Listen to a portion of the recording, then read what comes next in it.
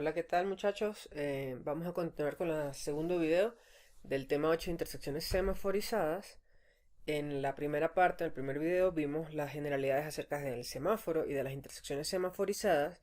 También vimos los elementos de un semáforo y las ventajas y desventajas que tienen las intersecciones semaforizadas. Y aparte de un poquito de la historia de lo que han sido los semáforos en nuestra época. Esta parte vamos a empezar hablando de lo que es la clasificación de los semáforos. No sé si alguna vez han visto este tipo de semáforos. Estos tipos de semáforos son conocidos como reloj de arena. Y tienen esta particularidad, que es que tienen un numerito por acá, donde él va indicando el tiempo restante que va quedando.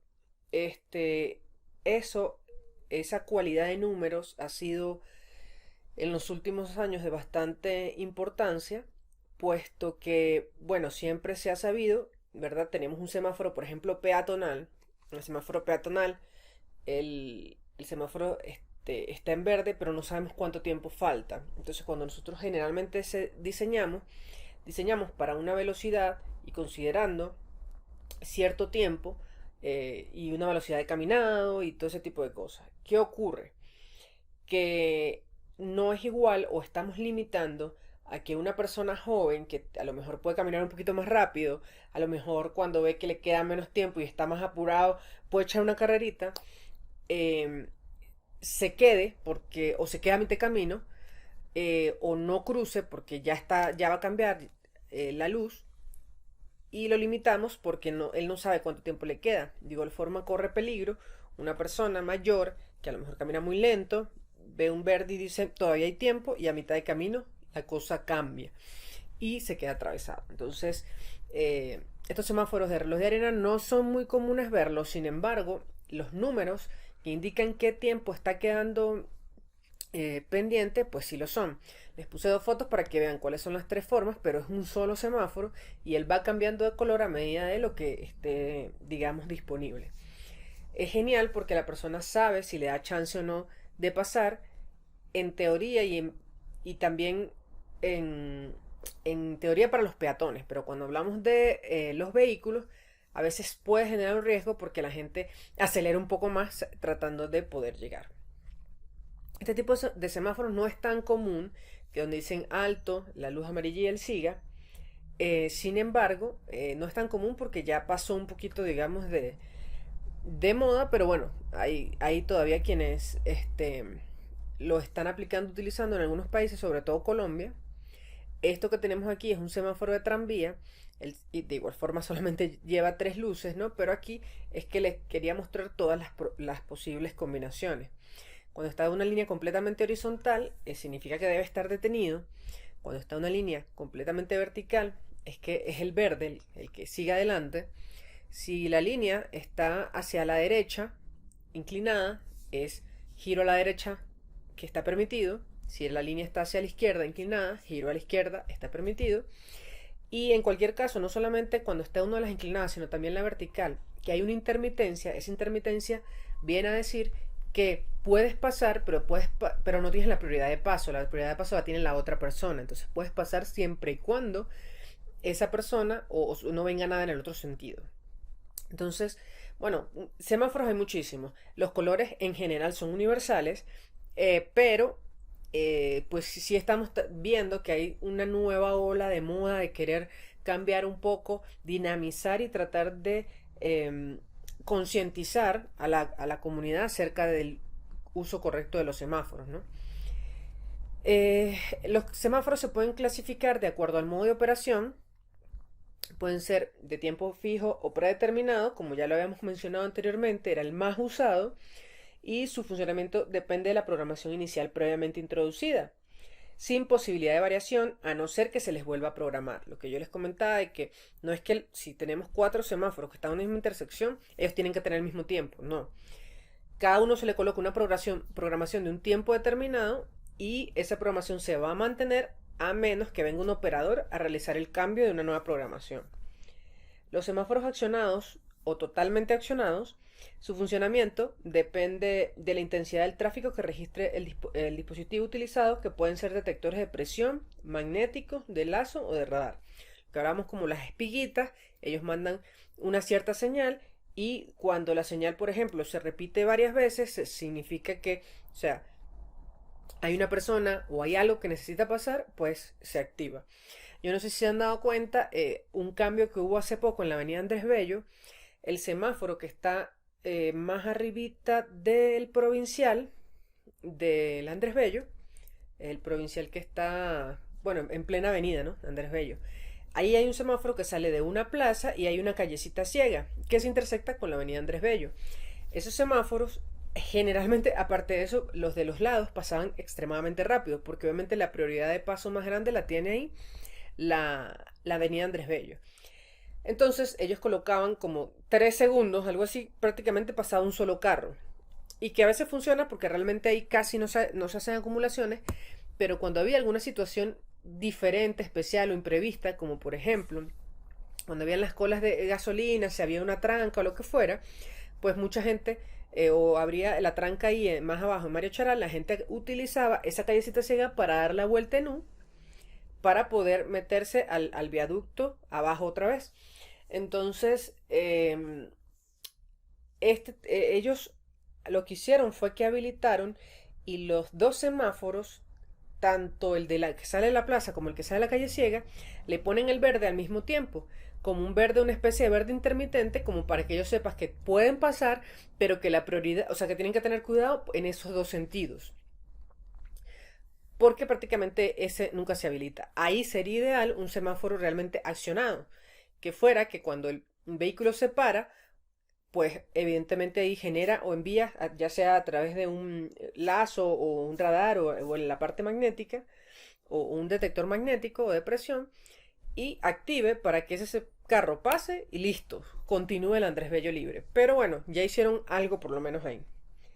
Los de tiempo variable, que son los terceros que tenemos aquí, son adaptativos a las diversas condiciones del tráfico durante el día y se pueden programar de acuerdo a las situaciones estudiadas previamente.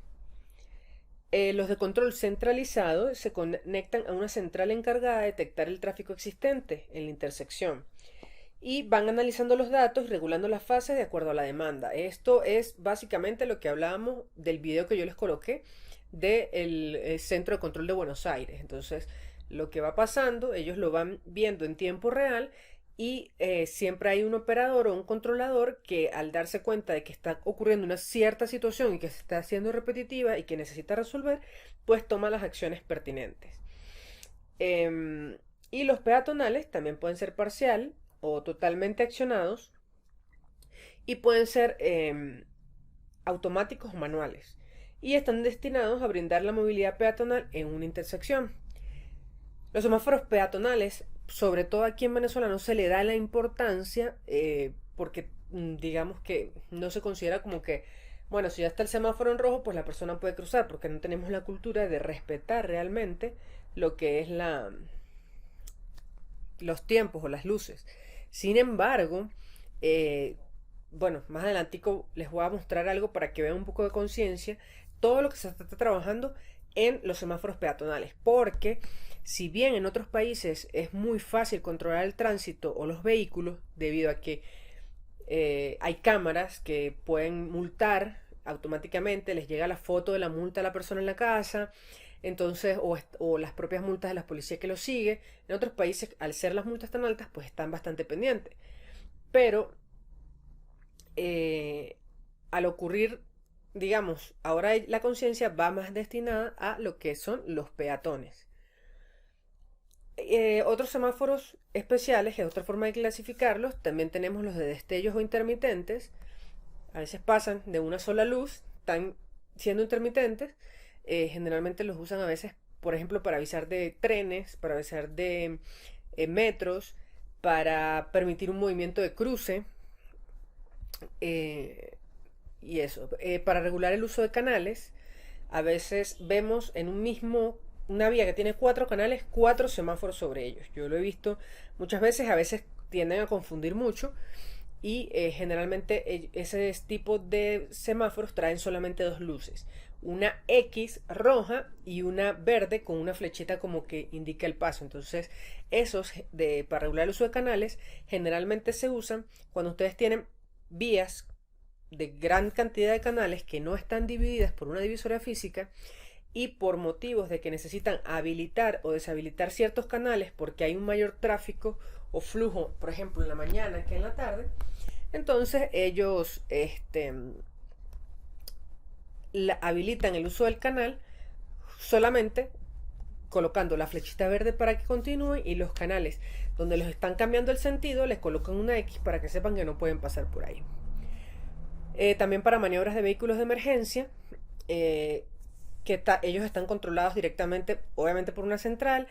¿Qué pasa? La ambulancia llama, dice estoy tal, esta es mi ruta. Ellos llaman el centro de control, se encarga de activar esos semáforos para darle prioridad.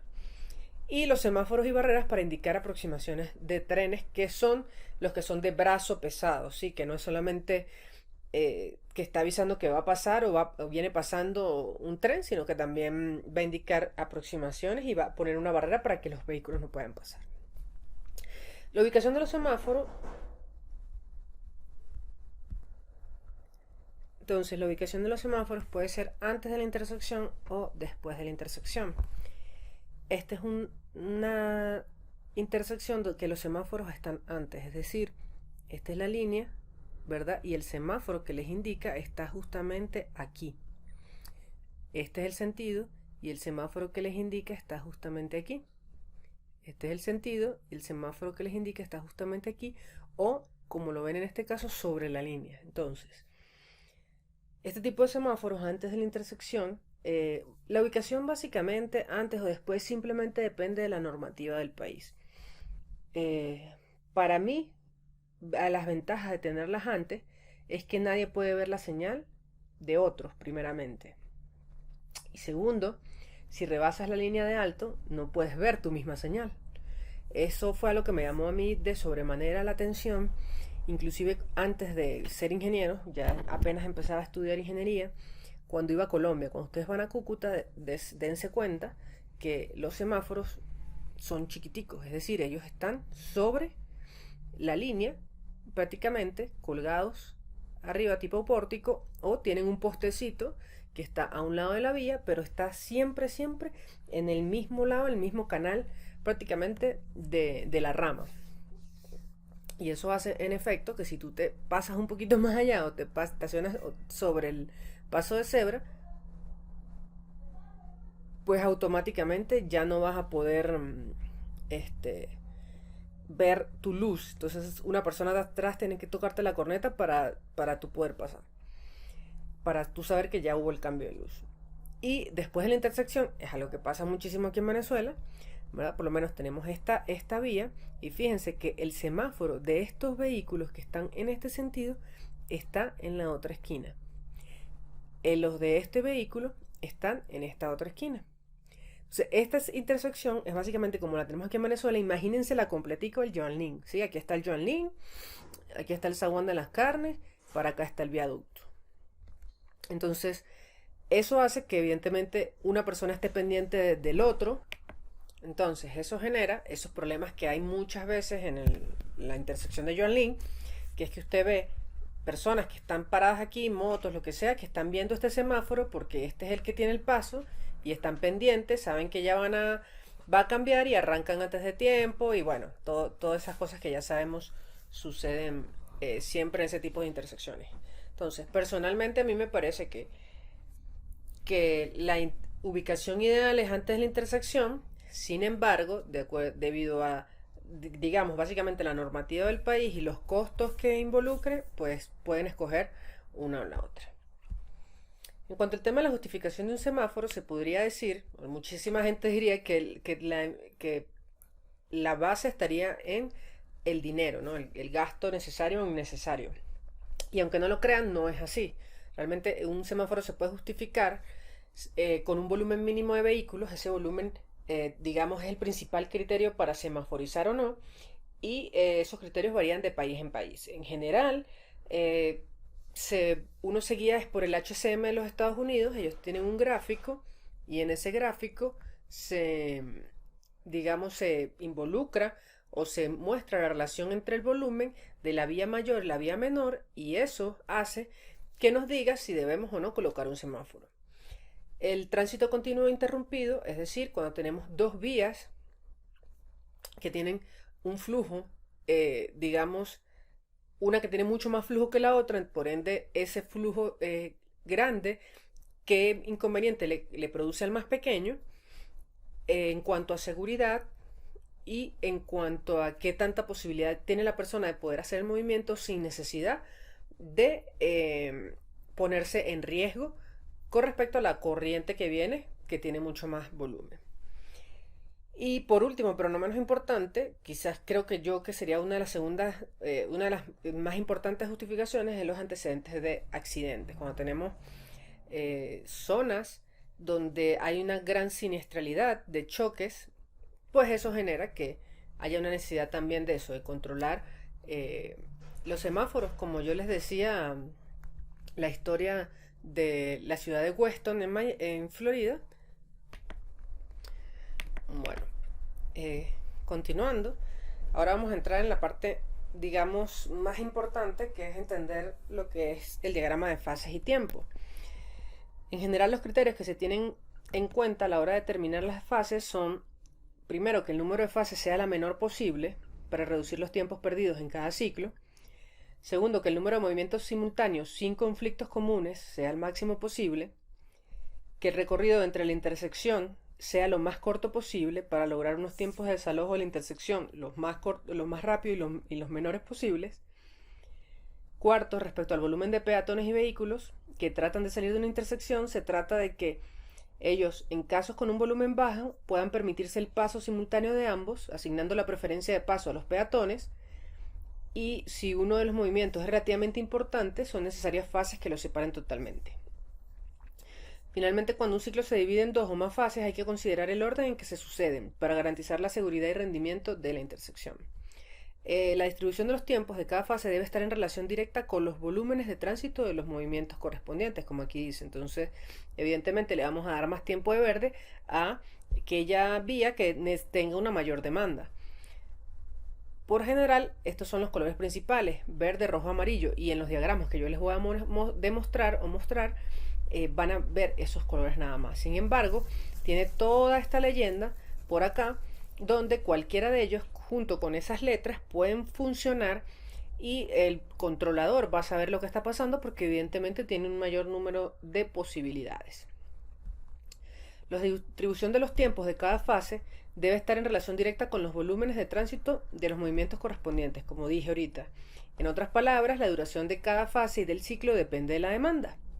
Si los intervalos entre los vehículos que entran a una intersección durante la hora de máxima demanda o la hora pico es aproximadamente igual en los canales críticos de las calles que se intersectan, la subdivisión del tiempo total del ciclo con indicación de verde será aproximadamente correcta, si los lapsos correspondientes a cada calle se hacen directamente proporcionales a los volúmenes de tránsito en los canales críticos.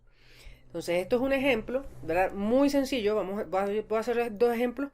Este es el más básico que puede existir, es un semáforo de dos fases, donde tiene dos grupos de señales y la longitud del ciclo dura 72 segundos.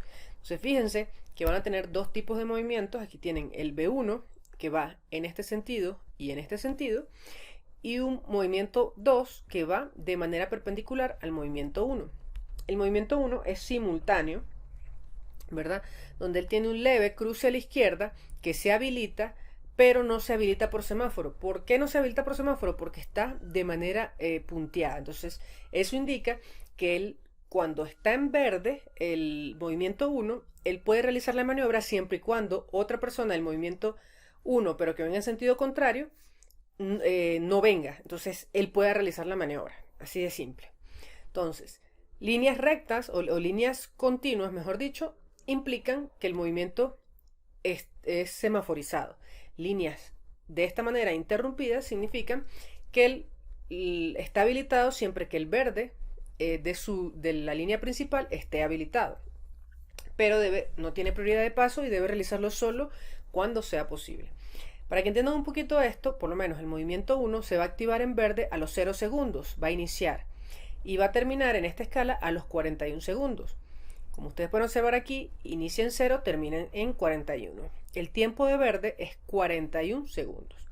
Posteriormente, él activa la luz ámbar, ¿verdad? Y activa 3 segundos. La luz ámbar, 3 segundos. Entonces, 41 más 3 son 44. Fíjense que en el momento en que la señal o la línea 1 entra rojo, automáticamente se activa el verde de la señal 2. Y él se activa iniciando en el minuto 44, en el segundo 44, perdón, y va a terminar en el segundo 69. El tiempo de verde es 25 segundos y después le corresponden 3 segundos más de amarillo. Como él terminó en 69, más los 3 segundos da los 72 segundos. Y luego de esto, lo único que pasa es que se repite. Tenemos dos fases, dos grupos de señales, y el ciclo es de 72 segundos, que se va activando una y otra vez a medida que se va necesitando, puesto que es de, digamos, tiempos fijos. Entonces, esto es lo más básico y fácil que pueden llegar a conseguir.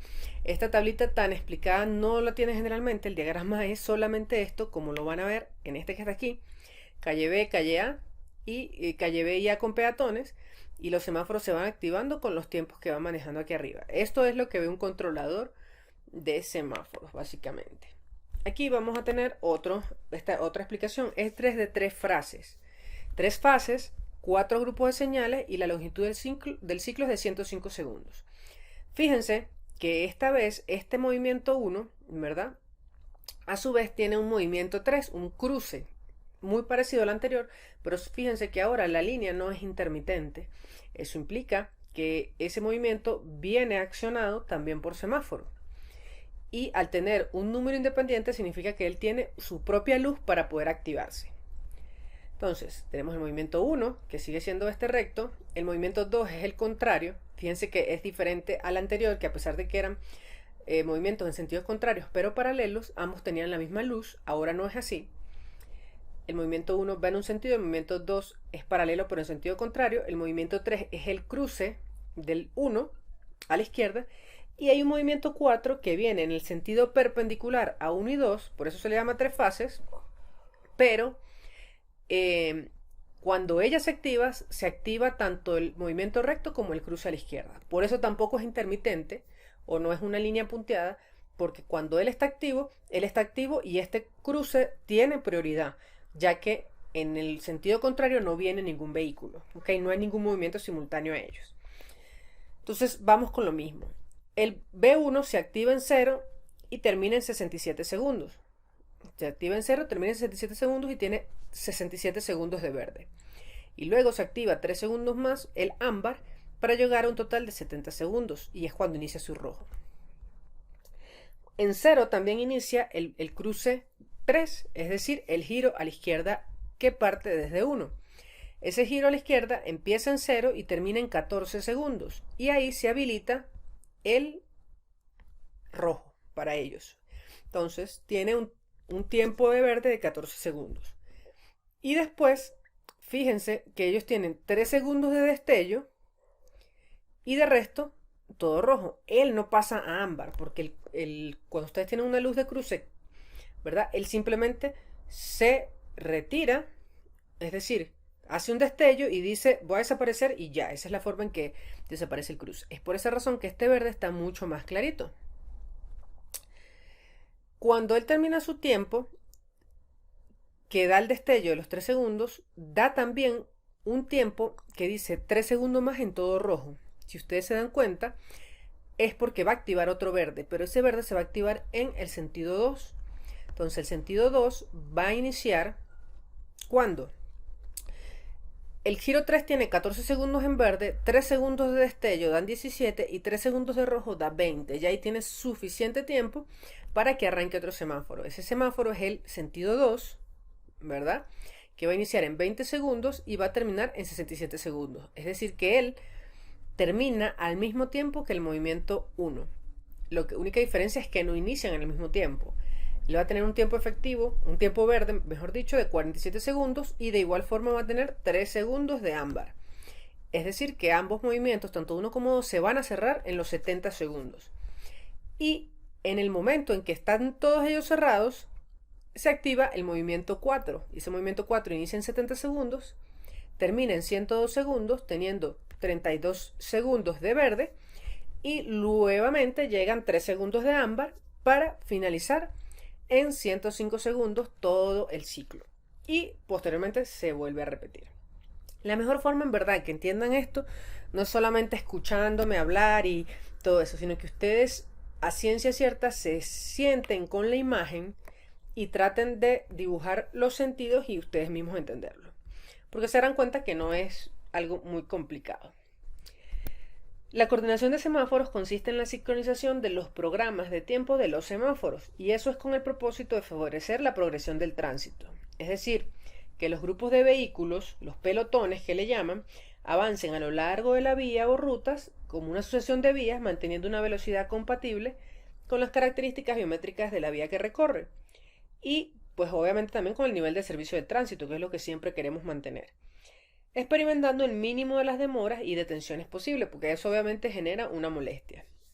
Esa coordinación exige que todas las intersecciones tengan la misma duración de ciclo. Entonces aquí tienen un modelo básico del flujo de saturación. Fíjense que aquí abajo, lo que pasa es que no está a color, que debería ser lo ideal, es la misma fase, el mismo movimiento del diagrama de fases que teníamos anteriormente.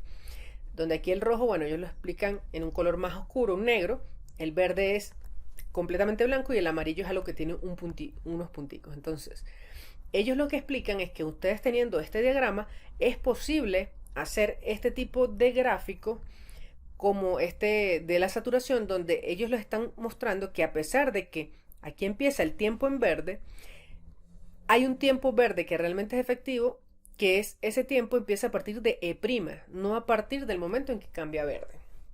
¿Por qué? Porque hay una pérdida.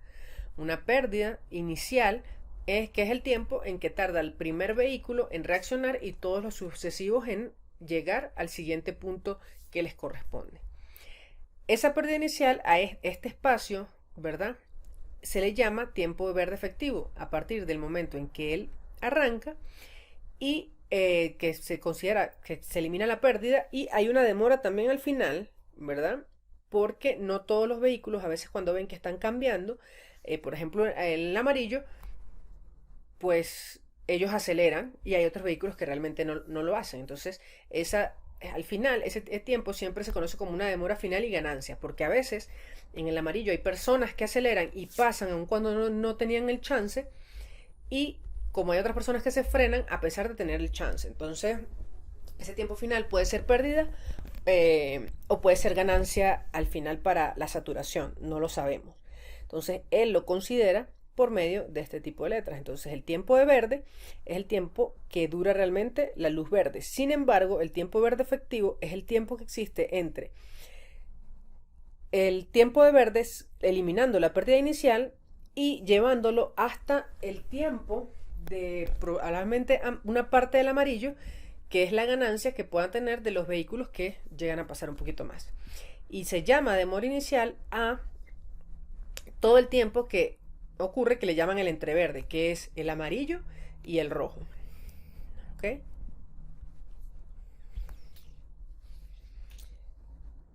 Cuando hablamos, ¿verdad?, siempre del tiempo efectivo de verde, hablamos del tiempo mínimo que se va a obtener para que sea suficiente para que todos los peatones crucen o atraviesen la calzada, o todos los vehículos o el pelotón desaparezca de la intersección. Si el resultado que se obtiene no cumple ese requisito, obviamente hay que modificar esos valores de tiempos, de diagramas, de fases, de ciclos, hasta que los pelotones o los peatones tengan tiempo suficiente para cruzar. Entonces, el tiempo efectivo de verde es aquel tiempo que es utilizado efectivamente por los movimientos de los vehículos. Y generalmente se le dice, es el tiempo total de luz verde más el tiempo de luz ámbar menos el tiempo perdido causado por los movimientos de arranque y parada. Y generalmente se considera que más o menos el tiempo perdido es como 2 segundos. 1.5 segundos al comienzo de la luz verde y 0.5 segundos al final de la luz ámbar. Por eso es que en este diagrama que ustedes ven aquí, esa ganancia no termina con el amarillo. ¿Por qué? Porque ese ámbar, él tiene ahí una pérdida más o menos de 0.5 segundos. Recordemos que el tiempo de ámbar generalmente son 3 segundos. Fíjense, cuando el semáforo cambia a verde, el paso de los vehículos por la línea de alto se incrementa paulatinamente durante los primeros segundos hasta llegar al flujo de saturación. Y si se tiene un tiempo de verde G, el tiempo efectivo de verde, G pequeño, está dado por el tiempo de verde G menos la pérdida inicial, apóstrofe E, más las ganancias al final, apóstrofe F. Estas son las létricas que veían aquí, que era apóstrofe E y apóstrofe F. Entonces, tenemos un tiempo verde total que le vamos a restar la pérdida inicial, que va a ser E apóstrofe, y le vamos a sumar la demora final y ganancia, que va a ser EF apóstrofe. Bueno, esperando que esto haya quedado claro, ya simplemente nos queda entrar en la parte del capítulo de intersecciones semaforizadas, capítulo 18 del HCM 2010, donde vamos a empezar a tocar lo que es el tema de grupo de canales, que en una intersección las demoras y longitudes de cola se estiman en primera instancia por ese parámetro, que es el grupo de canales. Y para que veamos cuáles son los pasos a seguir la metodología. Técnicamente eso es material de lo que sería una maestría en ingeniería vial, pero sí me interesa que se familiaricen un poco con los que son los tiempos efectivos, los números de canales, los grupos de canales, los grupos de giro, para que tengan una idea más o menos eficiente de cómo funciona un semáforo, porque para que hagamos que este tema valga un poco más la pena. Bueno, muchachos, muchísimas gracias. Espero que les haya gustado esta clase. Cualquier duda, estamos por Telegram a la orden, y que tengan un feliz día.